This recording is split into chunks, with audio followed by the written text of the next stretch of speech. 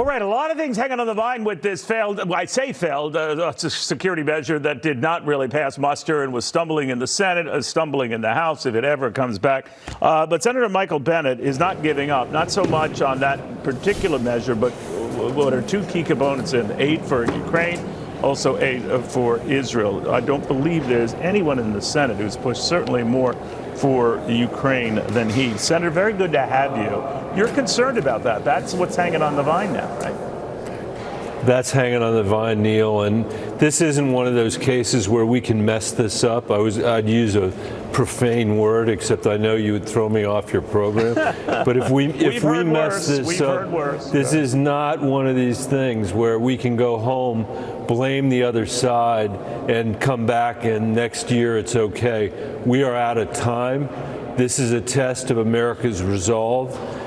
We have a decision to make about whether this country is going to continue to lead the free world against, the likes of Putin and the likes of Xi, and especially when you consider what the Ukrainian people have been able to achieve over the last 2 years, which nobody would have predicted.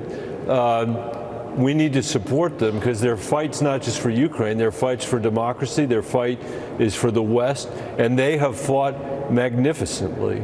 Well, they might have fought magnificently, Senator, but a lot of your colleagues now are saying it's getting kind of long in the tooth. Not all, but you had said, I think very eloquently last year around Christmas time, I think we either are going to establish or reestablish America's very special place in this world and our leadership of free countries and democracies around the world, or we're going to squander that.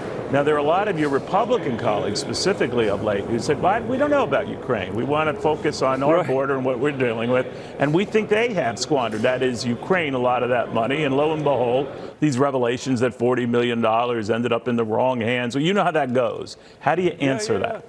Yeah, first of all, I would say I'm not even going to get into our border right now because I don't have the time to squander with you, Neil, except that I think you've said on this program, and it's true, that I've been one of the Democrats who's been saying we need to deal with our border.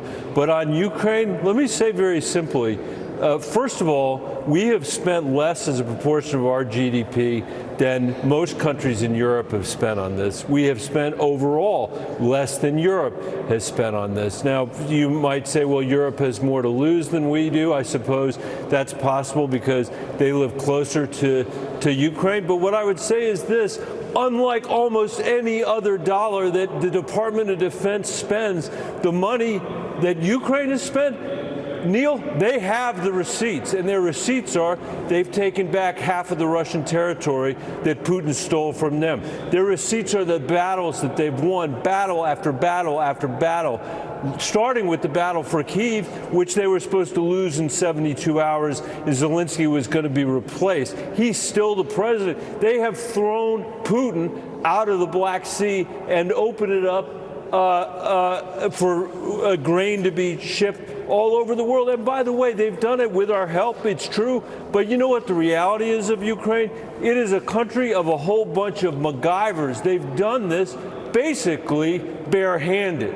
And we have spent a very small percent of our GDP to support them in an effort that's been a war that they have waged on their behalf, of course, but also on NATO's behalf and on the behalf of the free world. And I would say to my colleagues, the isolationists on the Senate floor, how is it possible that you think if we withdraw our aid under those circumstances that our people aren't going to be more susceptible to being called up? Because I think what they're saying, Senator, and you're very passionate views, and I respect that, but I think what a lot of them are saying, it's good money after bad. There's a lot of corruption there. Zelensky is going through generals like tissue paper. One of the things that comes up is, I know you said, regardless for all of this, you would like a standalone Ukraine aid package, a standalone Israeli package. I think you were putting the two together.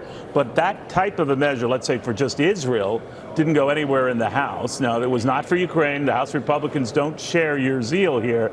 So what happens?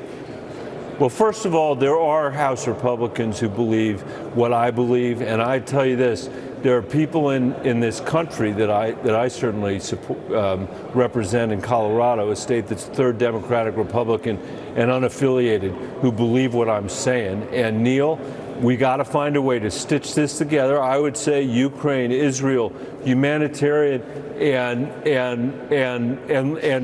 fentanyl, because that's an important part of what we have to do. And let's get it together, and let's get it passed, and let's not follow Europe's lead. Let's establish the United States again. And by the way, Neil, he's not going through generals like tissue paper. They have fought brilliantly, and they have earned our support. And if we fail to support them, Putin's just going to continue this war. He's going to impose his will on the Ukrainian people, and Xi Jinping is going to be next. All right, we'll watch it very closely. Senator Michael Bennet, always good seeing you, sir. We appreciate it. Thanks for having me, Neil. All right, be well.